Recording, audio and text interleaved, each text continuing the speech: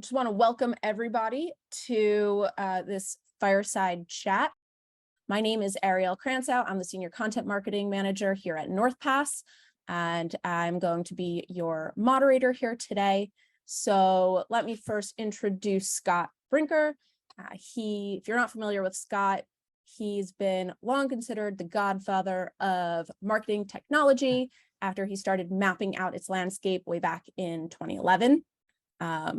And that's just scratching the surface of all the things that he's done. That said, he joined the HubSpot team about 5 years ago, where he's overseeing the development of its partnership ecosystem. So thank you so much for joining us here today. So excited to have you. On the other hand, we have, if you're not familiar with Northpass, we're the only certified learning management system within the HubSpot app marketplace. And at the helm of Northpass is the wonderful founder and CEO, Steve Cornwell, who recognized back in 2013, there was a white space for a truly customer-focused learning experience. And here we are today. So before we really dive in, just to let you know what we're really going to be talking about today is we're going to be focusing on how businesses are prioritizing the customer experience, the importance of first-party data, and why learning and learning tech is changing the game for CX today. So let's get started with a super simple definition. Steve, you want to just give us a really quick definition of what is customer experience? Yeah, sure. I think it's a big topic, right? But I think in its essence, when I think about customer experience, I really think about the entire journey and all the touch points along that journey that a customer or consumer, if you're B2C company, is going to have with your brand. And I think it goes down to a really detailed level. I think probably all of us often think about, our website or, interaction with a customer service representative. But I even think and I love Scott's kind of perspective on this, but I even think it drills down to like, what does that invoicing experience look like? If you're shipping actual physical product, like what does that packaging look like when you open that up? On the B2B side, like after you sign that contract, what happens at that really critical moment where someone has put like a tremendous amount of trust in your company as a partner, as a vendor? So I like to think about it at a really, really detailed level, every single individual touch point along the entire journey. But Scott, would love to kind of like drill into that with you a little bit. No, I'm 100% there with you. I think, what's been kind of exciting about this is, yes, the customer experience, any touch point, and then between, the customer or even earlier in their prospect stage. What's been fascinating is particularly over the past 10 years, the number of touch points has just multiplied in an incredible way, because again, all the constraints that we used to have of like, oh, well, here's what we can do in a physical presence in the real world, or here's what we can do, through perhaps a call center. It's like relatively limited channels or expensive channels. But, in the digital space, we're finding so many different kinds of channels in which we're able, to serve customers, to help them with things that previously it just was fairly challenging. I mean, we're going to be diving deep on learning, but that's like a fantastic example, right? Oh, well, in the old days, I have to travel to a conference or travel to a training, I have to book, the travel reservation. It just, right. I mean, we did it, but it was very expensive and it's very limited, in the scope we could think about. But right now in the digital space, there's like all these opportunities. We look across that customer journey and we're like, oh, wow, yeah, like we could have this course, or we could have this like little program thing that people go through that help them with this stage. And like the ability to create these things and get them out into the world, it's just been game changing. And so I definitely think of it that way. And then also, with my MarTech hat on, I think the other thing that's been really exciting over this past 10 years is, you were talking a little bit about how even things like the invoice experience is impacts how people see our brand, how they feel about our companies. I think marketing, whose role has continued to expand in so many ways over this past decade, has just had this renaissance of like realizing, wow, not only is this customer journey huge, not only is it expanding, but pretty much every single one of those points along the way is a marketing opportunity as much as anything else to shape the brand in the mind of the customer. Yeah, I think you hit on such an interesting point about like, there's been such an explosion of these touch points. And I can't help but think as the world's become more digital and as business is transitioning from transactions to relationships, from goods to services, or even companies that are traditionally providing goods, there's now like a service layer wrapped around that. We've moved to such this kind of recurring relationship model, right? And in there has, I think, created so many more touch points along the way, because it's not a ship it and forget it type of model anymore. Now it's this ongoing relationship that, I mean, really kind of plays really nicely into the flywheel, right? The HubSpot's new like thinking around the flywheel model as opposed to drop it through the funnel model. So yeah. And so before we move on, because we've got a lot to talk about this, I just want to ask the audience, just launching a poll here. On a scale of 1 to 5, how would you rate your current customer experience? Is it something that you think you're doing fantastic at, something that could use a little bit of work? Or saying, all right, people are kind of in the middle there. So definitely seems, we'll give it a few more seconds. People are still rapid fire answering in there. All right. And hosts and panelists cannot vote, so like there's no way I can like artificially influence the outcome of this. I think it seems like we have a fairly confident audience. I'm just going to end that and I'll share these results. Seems like most people are kind of in the middle. So I think I'd love to hear from you two about, is customer success and customer experience are kind of grouped together. Can you talk about the differences and also the why they're so closely tied? Sure. Scott, you want to take that first? Sure, I can jump in on that. So it's great that we have so many things that have the word customer, in them now. There's customer success, there's customer marketing, there's chief customer officer. This is good, right? I mean, at the end of the day, businesses have to focus around the customer. I would say my perspective on the relationship between customer success and customer experience is customer success certainly owns one part of that journey. And generally speaking, it's after we bring someone on as a customer, how do we make sure that, the value proposition that was promised, in the marketing and sales stages, that we're actually delivering on that. Because it's the realization that, again, depending on the nature of your business, whether it's a product, whether it's a service, there's your own responsibility for delivering, what you promised. But I think in so many markets and industries, people have realized like, well, for it to really work out the way the customer wanted it to, it's not just about the deliverables we have of our product and service, but it's really working very closely with that customer to help make sure that all the things on their side of the table that need to come together and line up to make it successful for them. I think you've seen like this real, just sort of revolution in customer success as being like a first class, mission, in so many companies, because that makes all the difference, in like, is a customer ultimately happy and successful? So I see them like owning that piece, but just like marketing has an influence across the whole customer experience journey. I think in really good customer success organizations, there's not just the pieces they directly own and execute on, but that they're also seeing and influencing, the rest of the journey too, because I mean, the best example of it is like, customer success is ultimately about delivering on expectations. Customer success has enormous value to provide in the very top portion of that journey to make sure we're setting the right expectations, because that either makes customer successes, life, wonderful or miserable on like, what are the expectations people have by the time they get to their desk? Mm-hmm. Mm-hmm.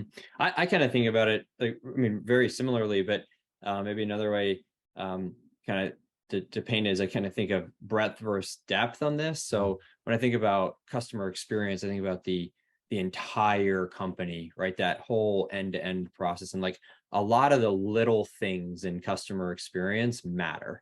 Like that invoice example, or like the packaging example in a more physical like product point of view, or what the advertisement actually says and how that makes a customer feel, or how much value a piece of content or an educational session delivers, and how much value that customer gets out of it. I think all these little things along the journey is that being compiled into that customer experience.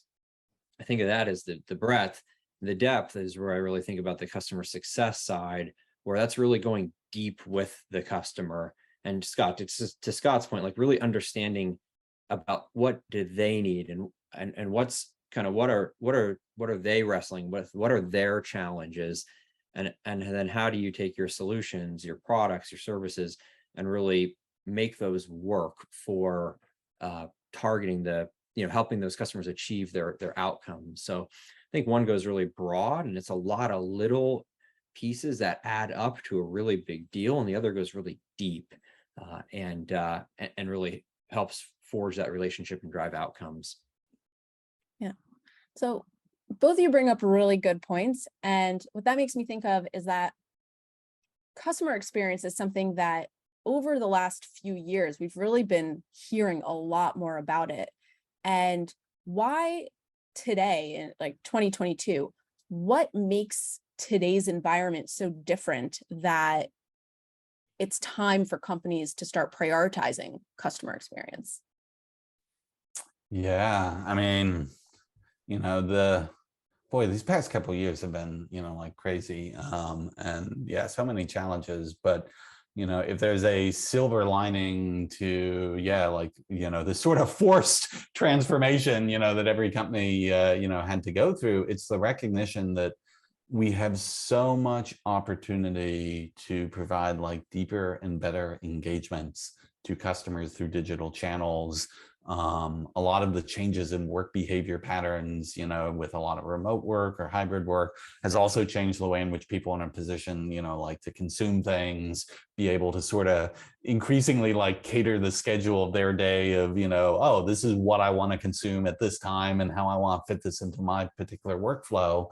And so I think there's just been a lot of innovation of companies saying like, okay, first of all, let's make sure we're able to serve more and more of these people who want to leverage what we can offer them in digital channels, but also to just make sure that we're able to provide it in the time and structure and format that's, best fits, their model. I mean, like, we're doing this webinar, we've got a set of folks who are, joining us live, which is awesome. And we'll have that engagement. But yeah, at the end of the day, we'll also have this, like recorded and on demand. And those folks who want to fit it in at a different time, we just see those kinds of patterns, like, exploding everywhere across digital customer experience. And I think it's a really cool opportunity.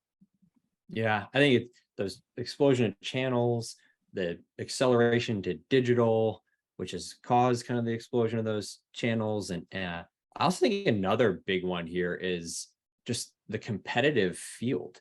I think for probably everyone on the call, I think we could probably, unless you're in like a really, really niche space, we could probably all acknowledge that we all have more competition than ever before.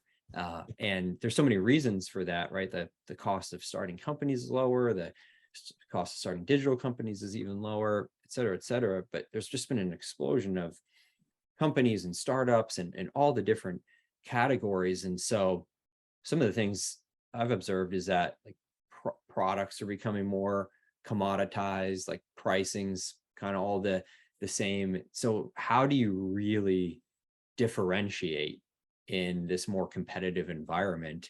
And I think one of the ways that companies are really looking towards is embracing that customer experience as a way to really differentiate, a way to really stand out from the noise, because that's something that can't be stolen. That's distinctly you. That's distinctly your brand. So I think it's a tremendous new opportunity for building competitive moats. Yeah, and obviously, Steve, at Northpass, we talk about learning and how learning influences the customer experience.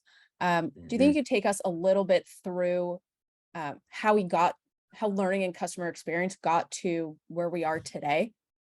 Yeah, I think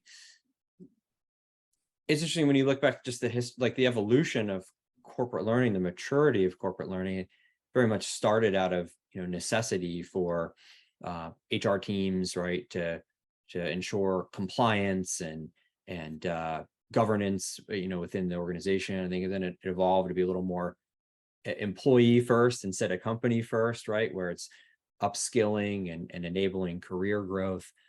But now we're at this really exciting point, and why Northpass is here is that learning can be extended beyond the organization, not only to its employees, but to its customers, to its partners, to its prospective customers, and its total industry. And I think this change, this evolution of learning has tremendous potential to drive really, really superior and differentiated customer experiences. That's something that we're all the three of us in this call are very excited about it. And I imagine a lot of the folks on the line are as well. Yeah, and before we go any further, I just want to do another poll for everybody, because I think polls are really fun. But how does learning currently fit into your customer experience? Are you guys doing it? Does it fit at all? Getting some answers in. Nice. So I think right now we have a lot of people coming in. They're saying, we have an academy, but there's room for improvement. Really hanging out with, we do some learning, but don't have an academy. And I think what we don't have is anyone really thinking that they're doing it like absolutely 100% really well. So I think I'll share these results with everybody. But it's nice to see that, there's a need and there's a want. I don't think there's anyone on this webinar particularly that doesn't see the importance of learning to improve the customer experience. So, to move off of that, why do you think that learning is such a game changer for customer experience, and how do we get there? Scott, you want to roll with that one? Want me to take that? Sure. So I feel like this is near and dear to my heart for a variety of reasons, but one of it just unabashed, little promo of HubSpot is I kind of feel like HubSpot started with the genesis of that inbound marketing concept of like, hey, instead of trying to just assault people with advertising messages, we know that people have questions out there. They have, things that they want help on. Oh, can we publish content that helps people get the answers they want, genuinely helps them? And that becomes, a channel for then building customer relationships, which I would say that strategy seems to have worked out, but a lot of inbound marketing, was even the way a lot of companies have executed today is it's still relatively limited. I'll read this article, or hey, I'll watch this webinar, which is good. It gets you to a certain level, but as you're dealing with industries, customer challenges that quite frankly go deeper, than, what you're going to cover in a single article or a single webinar, starting to look at these deeper learning programs as this enormous lever you have to engage an audience, deliver really meaningful value to them in a way that, it's almost impossible for me to imagine some other marketing or sales, tactic, that could have such an outsized impact on really having that prospect or customer feel like, oh, wow, okay, yes, this really helped me. I really got a lot of value out of this. And the other thing, which is kind of related to that, we were talking, earlier about, customer success. This is a little bit more in the software world, or at least my experience is in the software world. Be curious if people see this in a lot of other industries too. But at the end of the day, the products and services we deliver are a piece of the equation, but almost always to really get the value and the outcomes of that, it requires changes. It requires, the people on the customer side to learn new ways of working or new ideas about, how they can execute, and changes. Change and learning is, not easy, and this whole discipline around, the art and science, of learning and teaching has, had, so much advancement, over the past couple decades, to be able to put all those pieces together and harness it where you're really helping to educate your prospect and customer, pipeline in a way that is going to help them be successful in the outcome and the mission they're trying to achieve. And the fact that, you have a product and a service that's a part of that, definitely valuable, but boy, that education of how to really harness it, I just can't think of a greater lever for delivering value. And as a result, winning the hearts and minds of customers than something like that. Mm-hmm. Yeah, I'll build on that. I think that when I think about what makes a great customer experience, we kind of boil it all down to how do you make your audience, or how do you make your customer personally successful, right? How can a great customer experience, I think, makes the customer personally successful. And I think in a B2B environment, which I know a lot of us are in, how do you really do that? The person that you're serving, how do you make them personally successful? Well, you can help them grow in their career. You can help them get promotions. You can help them be more efficient and happier in their work, and the list goes on and on and on. And like Scott said, the product is certainly a vehicle for doing that, but in so many cases, it does require new learnings, new ways of thinking, behavioral change, to really improve and to grow and to get better.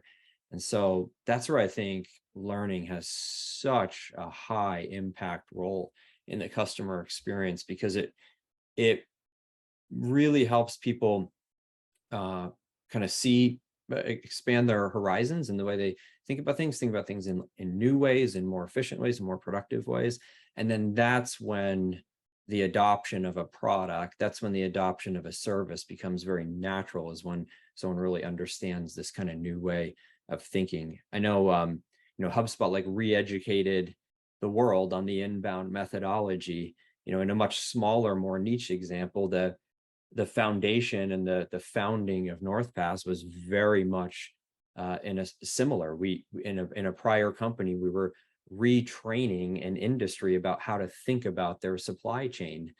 We happened to offer a supply chain solution, but the biggest part of it was educating our customer how to think differently about their supply chains. And that education is what made the experience really solid and made our customers more successful. So I think it's a huge lever in driving that customer experience to the highest level.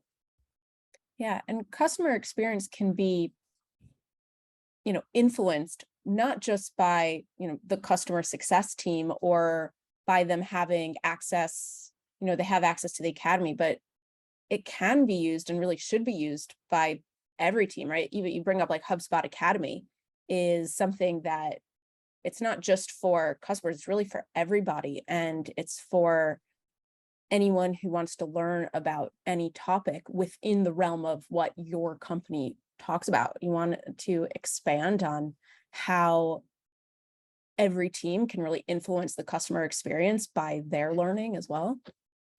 Yeah, no, I think right. You're looking at it through the lens of, well, of course, there are customers themselves and like, how do we help them? But also different stages for the customers. There's the stage when they're onboarding, when they're getting started, but there's also like stages down the road as, like, your product or your service evolves. There's, like sort of upskilling of, capabilities. Let's get more advanced in what we can do. So there's all of that. But then, yeah, looking at it through the lens of prospects, people who are earlier in their journey, just trying to understand better the context in which, they're going to be making decisions, about not just what products and services they need, but really what collective capabilities they need. And then, yeah, like other things you mentioned, like, like partners and, channel, again, another place where, I think historically, we've relied on a lot of relationship management, within the channel, which is great, but there's so much opportunity to like lean into like, deeper learning to, strengthen the bonds of your broader ecosystem as well too. So yeah, I love the idea of like basically looking across your entire organization. And yeah, maybe the challenge is, can you find some aspect of your organization where learning couldn't be like a powerful tool to apply? Yeah. Our head of marketing and I often get so excited, so emboldened, because learning really cuts across, is probably the one business process that cuts across the entire customer experience. I spent an hour on a call earlier this morning with one of our customers that has set up their academy for the purpose of industry education. So they've identified and they have a software solution. It serves a particular kind of more niche use case, but they've identified that there's these industry associations out there that charge like thousands of dollars for education on this particular domain. And they're saying, well, that's crazy. Like most people don't have that to just spend. So we can set up an academy focused on industry education. We'll take the long view of this and we'll educate people coming right out of university or even in university. And then when the time is right, like they may think about us as customer, as a potential solution to this area of business. So I think, like Scott, as you were saying, like whether it's the highest level in the funnel or the earliest part of the flywheel with industry education, through onboarding, through product releases and ongoing product adoption, through certification, and then that certification ultimately fills right back into the beginning of the flywheel of bringing more and more people into the mix, because it's such a marketable moment, right? I mean, if you look at like LinkedIn, I swear like 10% of my feed on LinkedIn is people earning certifications. And what does that do? It's like, oh, what is that company they just got that from? Let me go check that out. So I think there's the whole customer journey can be powered by learning, but then there's also the internal side, right? Like the sales representatives, the service agents, how are they on brand? How are they saying all the same thing? Are they fully educated on the brand, the product, the service, how to handle the customers, right? And so I think learning's internal and external across that whole journey of prospects, customers, partners, everything. Yeah, and the more you can like have the learning that's internal and the learning that's external, like actually be the same shared learning. Yeah, it just makes it so easy to have the alignment. How people talk about these things and think about these things. So that's a great point.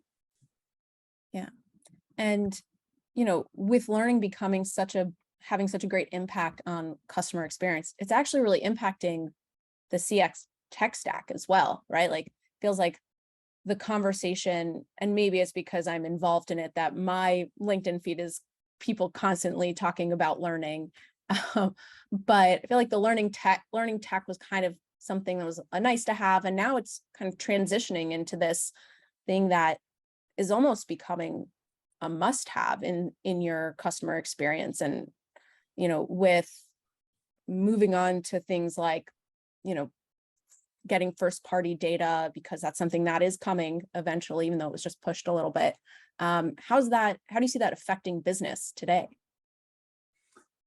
Yeah, I mean, by the way, on this whole, like, we were just chatting as we were getting going here that, like, yeah, Google, it's like Lucy in the football or something like this, but it's like, oh, all right, well, we'll keep third-party cookies around a little bit longer. Oh, a little bit longer, a little bit longer.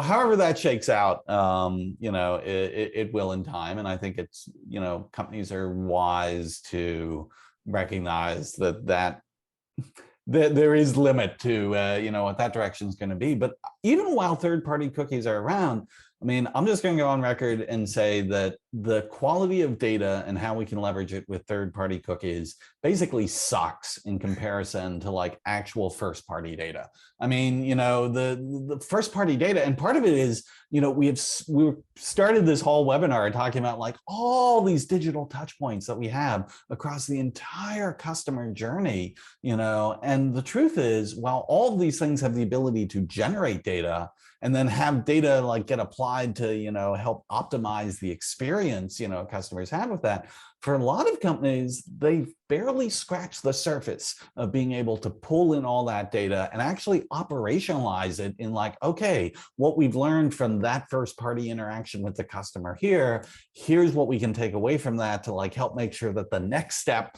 in their journey is even better.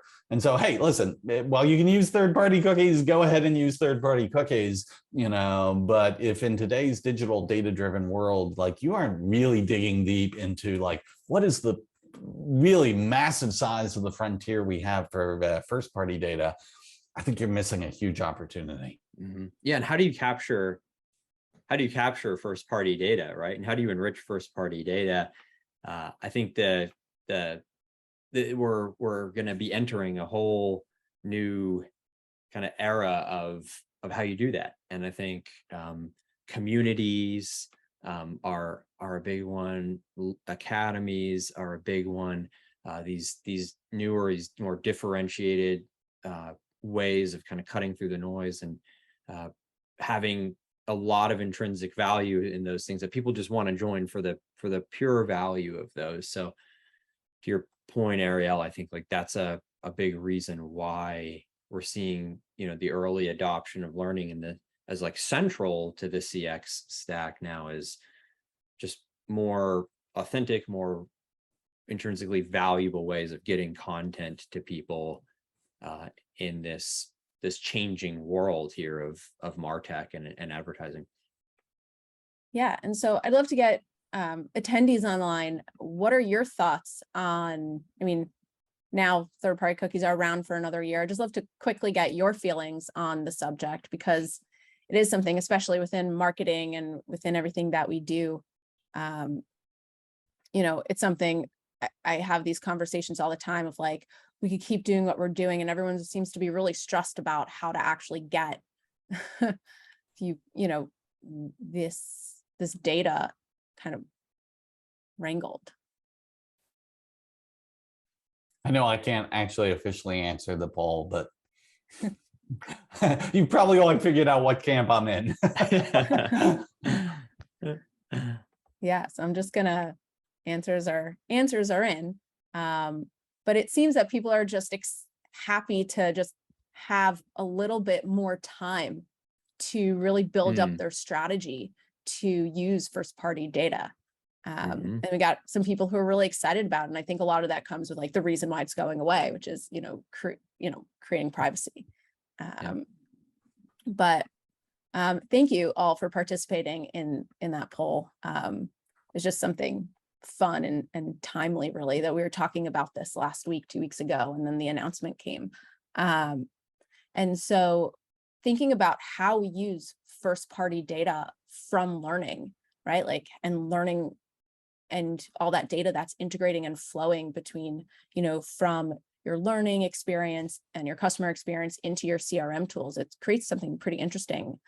Scott, do you want to share your thoughts on how that goes? Yeah, well, I mean, obviously, just being transparent and candid, this is what brought HubSpot and Northpass together is, the value of a CRM platform like HubSpot, is you want to be able to pull data from all these different customer touch points that you have along that journey, and then you want to turn around and be able to then leverage that data in any other, customer touch point that you have. And so while there are some of those touch points along the customer journey that have been well instrumented and well established here for a while, the recognition that not only is learning as a lever and a channel, expanded tremendously over these past several years, but the opportunities to really have that two-way exchange of data of, what we learn about customers from their interactions, with these learning programs and courses, and how we can then make smarter decisions about the rest of the relationship with the customer on that. But then also, being able to take, the data of any other kind of touch point that we have with customer, any knowledge about that account and its value and how it's evolving, and use that to feed into decisions about their learning experience. I mean, again, I don't want to go too far in the hyperbole, but I mean, kind of a match made in heaven. This just, that's a really powerful combination to have. Mm-hmm. Mm-hmm.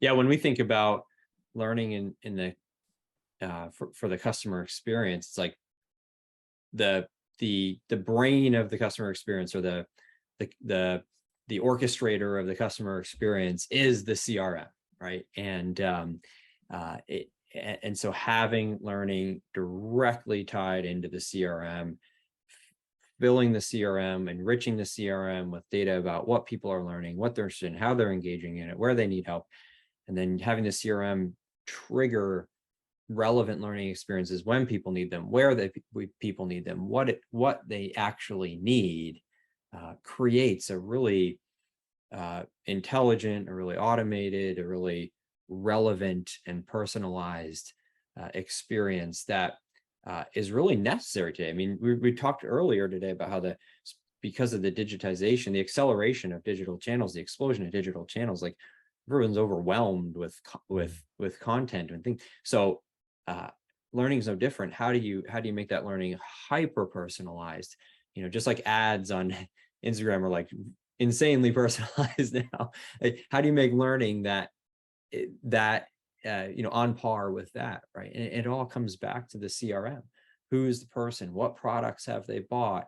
What products haven't they bought? Where are they not engaged? Where might they be struggling in the app, in the product? Great. Knowing all that, that's the content you want to get out there. Are they really engaged? Are they ready for maybe certification because they're kind of on the journey to being more of an advocate? Great. Talk to them about certification. Serve them up some content and some courseware around that. So, or maybe you have 1,000 certified people and you want to really do something fantastic for them and give them special access to something or some higher level of reward. Great. Now you have that in your CRM. So I think it really just connects all the dots there. Yeah, and I think also as a content marketer, I always look at, how can you create valuable evergreen content, and academies and learning is such a great opportunity to do so. And, from that, we talked earlier, mentioned that academies don't offer just, product related content, right? You can create industry content and creating ways for people to meet their professional challenges and become a true authority on the subject. You want to give your thoughts on that and how learning can help do that and help customers beyond your product? Well, you mentioned, you do content marketing, and I know you've shared with me how, okay, we've had blogs forever and ebooks forever. So what else can we do there, right? And so I think content marketers are always looking for interesting ways to make content more dynamic, more interactive, more personalized. And what better way to do that than through a really in-depth, valuable piece of digital learning that may have some sort of certification or some sort of credentialing tied to that. You introduce personalization, interactivity, some level of reward and recognition at the end. we talk about really differentiating in a very noisy world of content. I don't see it getting any better than that. Yeah, absolutely. So just being aware of time, I'd love if Scott, you had any last minute thoughts you wanted to share before we open the floor to Q&A. And please, any attendee, please start popping your questions into that Q&A box. No, I'll just, as a closing thought on my end, so having watched like this evolution of the MarTech space for, the past 15 years or so, there's almost this magical moment that you have with certain technologies where they're established enough that you're able to, adopt it. And there's sort of like an initial playbook you can start to run to be able to deliver results, so it's not like you're like just closing your eyes and leap of faith into, the future. Like there's like, oh, this is a very clear set of things we could do. But they're still early enough in the range of things that are possible with them that you actually have a lot of opportunity to innovate. You have a lot of opportunity to differentiate, your company and how you engage with your audience compared to your competitors. And it just sort of strikes me that, this sort of customer-facing learning experiences feel like they're right in that sweet spot right now. There's clearly some very well-established playbooks. You can like adopt this stuff. You can start running them. You'll get very clear value out of that. But boy, we're still just barely scratching the surface of how we can innovate around this. And again, like transparently, part of why we're in this together is, that intersection of, what are all the things of the learning experience and how do we connect that with everything else we're doing with customers through our CRM? That is, again, just one of these green fields where I think there's just so many plays that are now in the early stages of being, discovered and developed that, just a great opportunity. You kind of get the best of both worlds when you're in that sweet spot. Yeah, absolutely. I think what Scott said is just so right on, right? And it lines up with, I think, the results of our little polls in here. Everybody's kind of like right in the middle there, we're doing something, but we know there's more. We can take it to the next level. So very excited to go on that journey with you and continue to like write these playbooks and figure this all out. All right. Well, thank you everybody for joining us today. Thank you, Scott. Thank you, Steve. So Thanks thanks, for Scott, Ariel, great to see you, and have a good day, everybody. Bye.